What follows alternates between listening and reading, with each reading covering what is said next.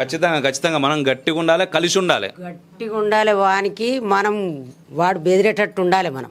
అట్లయితే వాడు బెదురుతాడు, లేకపోతే బెదరడు. ఎందుకంటే ఇన్ని రోజులు ఒకటే మీరు చూసిర్రు, చాలా చూసిర్రు, ఇంకా మాకంటే ఎక్కువ చూసిన వాళ్ళు మేము కలిసిమెలిసి ఇన్నేళ్ళు చేసినాం, బతికినాం వాళ్ళు మేము. ఇప్పుడు పుట్టింది ఈ కాలంలో గొడవలు పుట్టినాయి.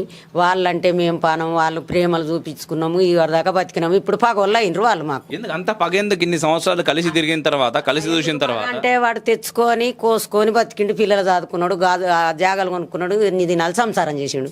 ఇప్పుడు వాడు చేసే దందల మన్ను వస్తుండని వానికి కోపం వచ్చింది. అట్లా ఇప్పుడు నువ్వు దందా చేయి, కానీ నా ప్రాణం మీద దందా చేయొద్దు కదా.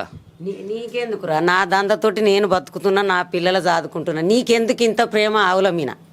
ఆవుల మీద ఎందుకు ప్రేమ అంటే మనకే కాదు, ఇక్కడ ఉన్న ప్రతి ఒక్కరికి, ఈ దేశంలో పుట్టిన ప్రతి ఒక్కరికి ఆవు మీద ప్రేమ ఉండాలి. ఉండాలంటే వానికి ఉండదు. వానికి ఉండాలి. వానికి ఉండకనే ఇది జవడం తయారైంది.